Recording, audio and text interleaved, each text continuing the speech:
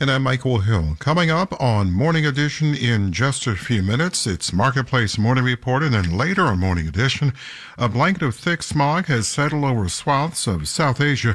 One of the hardest hit areas is the Indian capital, Delhi, and the surrounding region, where an estimated 34 million people live. We'll have more on that in about 15 minutes.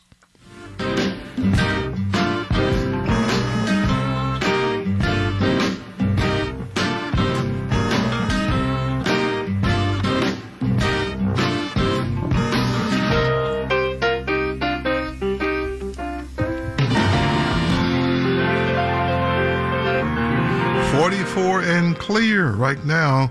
Mostly clear, we should say, and then mostly cloudy later this morning, and then we'll have some clearing, some sunshine and a high of 56. A little bit on the breezy side as well. Tomorrow, sunny and 61. Sunday, mostly sunny and low 60s. The earliest chance for rain, according to this National Weather Service forecast, is Wednesday evening. Wow. A few more dry days to go. 44 and mostly clear right now. WNYC supporters include the Vital Projects Fund, supporting the Museum of Modern Art, where Christian Marclay, The Clock, is now on view. This 24-hour film montage synchronized to real time is a captivating journey through 100 years of cinema. Learn more at MoMA.org.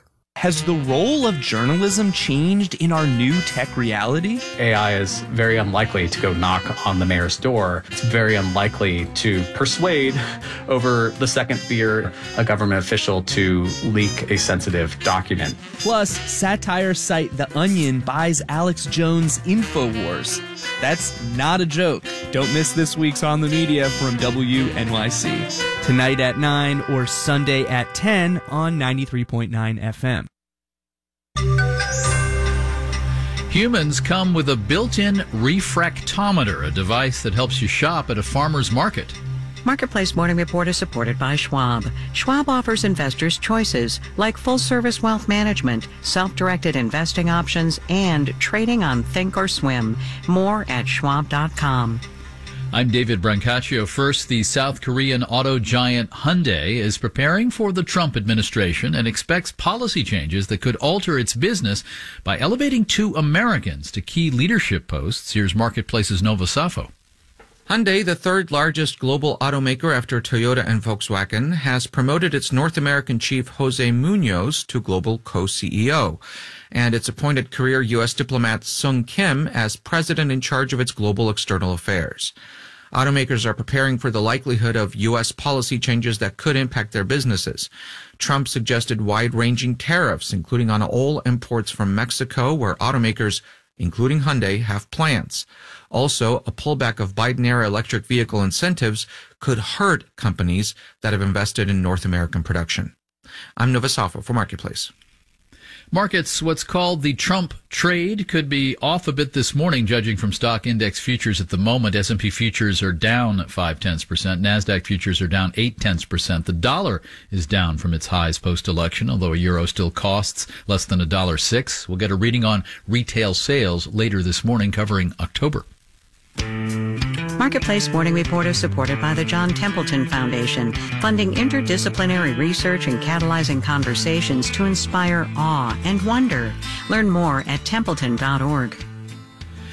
It's our name, so part of our job is exploring how marketplaces work in all their forms. This week I've been visiting 5 markets near our headquarters in Los Angeles. None are financial markets in a formal sense, but they all have something that's getting harder to find: humans setting prices face to face.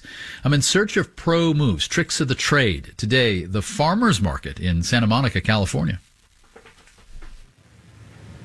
There's green zebra, red brandy wine, black brandy wine, persimmon. Not a zebra, not wine or a persimmon fruit. They're kinds of tomatoes for sale. This is a pineapple. Not a pineapple, a tomato. Isn't that glorious? The interior is like so marbled with the yellow, orange, and red. Karen Beverlin knows all the moves in this market occupying city streets just in from Santa Monica Beach. All those tomato varieties came this morning on a 3.5-hour drive from Moonack Ranch up in Paso Robles. Trick of the trade: buy one and bite in. Yeah. Or if you have Karen's relationships, they just let her taste.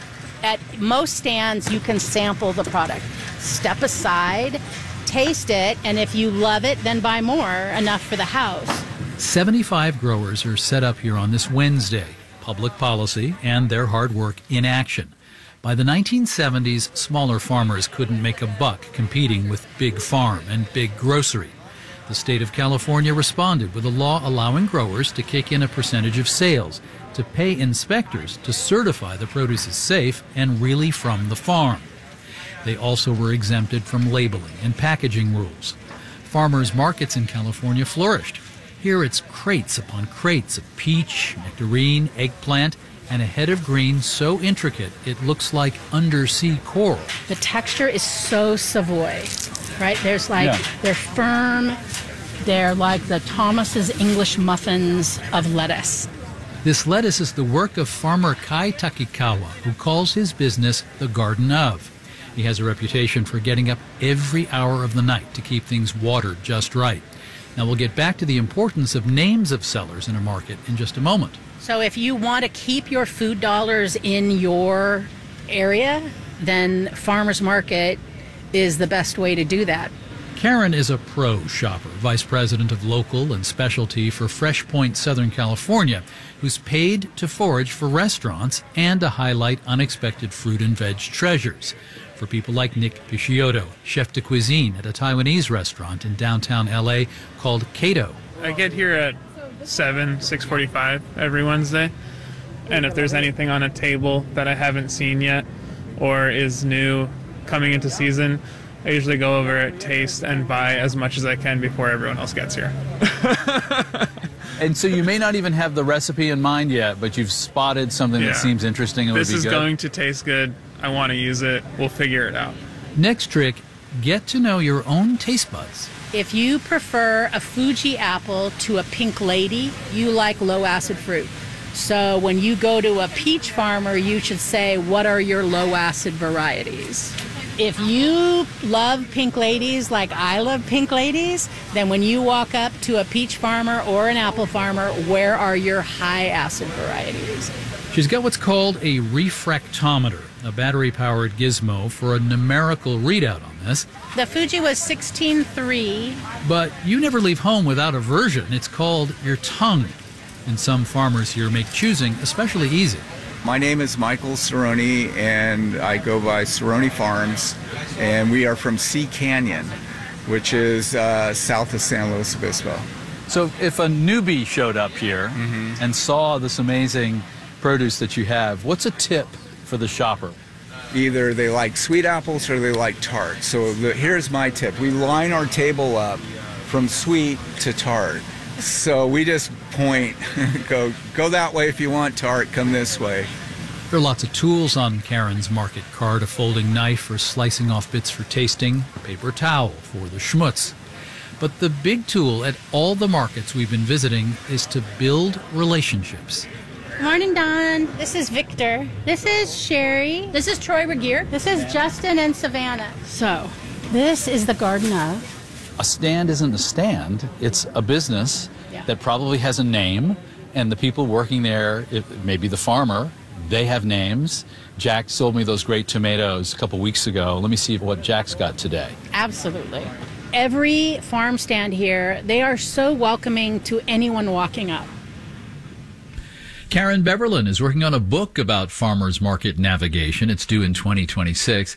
I've been looking at tricks of the trade, how markets work in all their variety. We'll soon have a special podcast episode streamable with all 5 from this week: the flea, the flower, the finery, the fish, and the farmers markets. A 25-minute rest from the post-election news, whatever your politics.